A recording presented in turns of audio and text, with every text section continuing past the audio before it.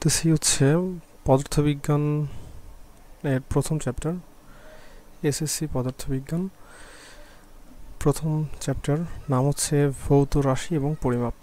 আমরা এই অধ্যায়ে টোটাল ডিটেলসে আলোচনা করার চেষ্টা করব। আমাদের এখানে আছে হচ্ছে ভৌত রাশি ও পরিমাপ।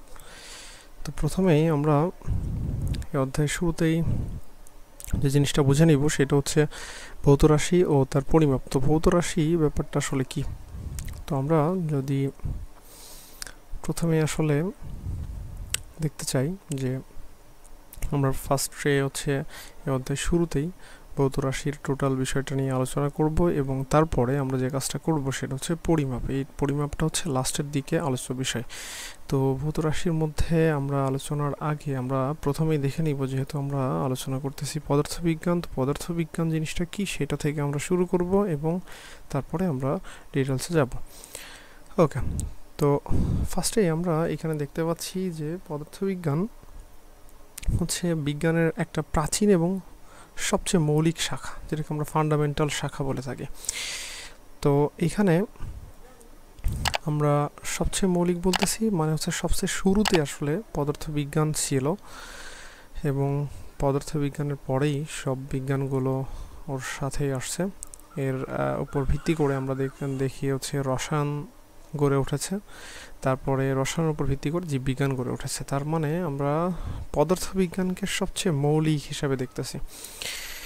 ওকে, তো আমরা এখান থেকে অনেক সময় এই ধরনের প্রশ্ন এসে থাকে যে পদার্থবিজ্ঞান কিসের উপর গড়ে উঠেছে বা কিসের উপর ভিত্তি করে গড়ে উঠেছে, আবার অনেক সময় আসে যে কোনটির উপর ভিত্তি করে জীববিজ্ঞান গড়ে উঠেছে। তো আমাদের এখানে আসলে অ্যান্সার হবে যে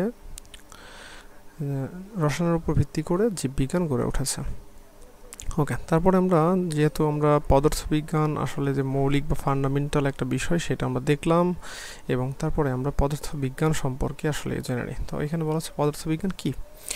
তো আমরা জানি বিজ্ঞানের যে শাখায় পদার্থ আর শক্তি মানে হচ্ছে ম্যাটার আর এনার্জি নিয়ে কথা বলা হয় এবং এই দুইটার মাঝে এখানে আমাদের বলা হচ্ছে ইন্টারঅ্যাকশন অথবা এটাকে আমরা অন্তঃক্রিয়া বলে থাকি। অর্থাৎ এই দুটার মাঝে আসলে একটা মিলবন্ধন বা এই দুটার মাঝে যে যোগসূত্র সৃষ্টি করে বা যোগসূত্র যে আছে সেই জিনিসটা বোঝা যায় আসলে পদার্থবিজ্ঞান থেকে। তাই আমরা বলতে পারি বিজ্ঞানের যে শাখায় পদার্থ শক্তি এবং এই দুইয়ের মাঝে অন্তঃক্রিয়া বোঝায় তাকে আমরা বলতেছি হচ্ছে পদার্থবিজ্ঞান।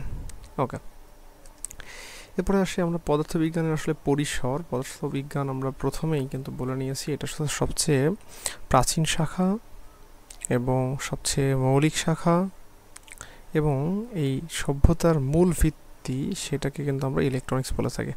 আচ্ছা, ওকে, তারপরে আমরা যেটা বলতেছি পদার্থবিজ্ঞান এবং হচ্ছে জ্যোতিষবিজ্ঞান এই দুটো একসাথে সমন্বয় করে আমরা যেটাকে বলতেছি হচ্ছে অ্যাস্ট্রোফিজিক্স। অ্যাস্ট্রো বলতে আসলে বোঝায় হচ্ছে জ্যোতিষবিজ্ঞান এবং হচ্ছে ফিজিক্স বলতে আমরা পদার্থবিজ্ঞানকে বুঝি। তারপর আমরা যেটা পাচ্ছি হচ্ছে বায়োফিজিক্স, মানে হচ্ছে প্রথম যে অংশটা সেটা হচ্ছে আমাদের বায়ো মানে বায়োলজি থেকে বায়ো শব্দটা আসছে এবং হচ্ছে ফিজিক্স, দুইটা মিলে আমরা বায়োফিজিক্স বলতেছি, যেটা হচ্ছে জীববিজ্ঞান এবং হচ্ছে পদার্থবিজ্ঞানের সমন্বয়ে গঠিত। তারপরে আমাদের আসছে হচ্ছে কেমিক্যাল ফিজিক্স। কেমিক্যাল নাম থেকে আমরা বুঝতে পারছি রসায়ন এবং ফিজিক্স যখন একত্র হয় একসাথে আমরা তখন সেটাকে কেমিক্যাল ফিজিক্স বলে থাকি। তারপরে আমাদের আছে ভূতত্ত্ব। তো আমরা এখানে আসলে বলে থাকি জিও শব্দের অর্থ হচ্ছে আসলে ভূতত্ত্ব ভূ এবং হচ্ছে এখানে আছে হচ্ছে ফিজিক্স। তাহলে আমরা জিও ফিজিক্স বলতে আসলে ভূতত্ত্ব নিয়ে যে ফিজিক্স আলোচনা করে। তারপরে আমাদের একদম লাস্টে যেটা হচ্ছে মেডিকেল ফিজিক্স এবং হচ্ছে এইটা আসলে খুবই পপুলার, অর্থাৎ মেডিকেল ফিজিক্স অর্থাৎ চিকিৎসা বিজ্ঞানে আসলে ফিজিক্সের যে ব্যবহার। আচ্ছা, আমরা যেটা আলোচনা করছিলাম সেটা হচ্ছে পদার্থবিজ্ঞানের সুবিস্তৃতি পরিসরে সাধারণত আমরা দুইটা ভাগে ভাগ করতে পারি বা দুইটা মৌলিক অংশ এখানে পাওয়া যাবে। এর মধ্যে আমরা একটাকে বলে থাকি হচ্ছে চিরায়ত পদার্থবিজ্ঞান আর একটাকে বলে থাকি আধুনিক পদার্থবিজ্ঞান। তো এইখানে চিরায়ত বাংলা শব্দ, এখানে ইংলিশে আমরা বলতে পারি এটাকে ক্লাসিক্যাল ফিজিক্স এবং হচ্ছে আধুনিক বা যেটাকে আমরা মডার্ন ফিজিক্স বলছি। তো এই দুটার মধ্যে আমাদের আসলে জাস্ট বেসিক ব্যাপারটা জানতে হবে, না হলে আমাদের এই ধরনের প্রশ্ন আসে যে আসলে ক্লাসিক্যাল ফিজিক্সের অংশ নিচের কোনটি অথবা মডার্ন ফিজিক্সের অংশ নিচের কোনটি। তো তাইলে এই ক্ষেত্রে আমরা যে জিনিসটা খুব সহজে মনে রাখতে পারবো যে চিরায়ত পদার্থবিজ্ঞান হচ্ছে সাধারণত আমরা বইয়ে অর্থাৎ 9-10-এর যে বই অথবা ইন্টারমিডিয়েটের যে বইগুলো আছে সায়েন্সের, সেই বইগুলোর মধ্যে যে অধ্যায়গুলো ফিজিক্সের মধ্যে আলোচনা করা হয় সেগুলোই মূলত আমরা বলতে পারি চিরায়ত পদার্থবিজ্ঞান বা ক্লাসিক্যাল ফিজিক্স। তো এর মধ্যে আসলে কি কি হইতে পারে, আমরা এখানে পড়ি হচ্ছে ইন্টারমিডিয়েটে পড়ি হচ্ছে নিউটনিয়ান বলবিদ্যা, বাট আমাদের এসএসসিতে আছে হচ্ছে বল। তো আমরা এখানে বল থেকে বলবিজ্ঞান বলতেছি। তারপরে শব্দবিজ্ঞান আছে, তাপ ও তাপ গতিবিদ্যা, তারপরে বিদ্যুৎ এবং চুম্বক বিজ্ঞান এবং আলোক বিজ্ঞান, এগুলো হচ্ছে আসলে চিরায়ত পদার্থবিজ্ঞানের অংশ।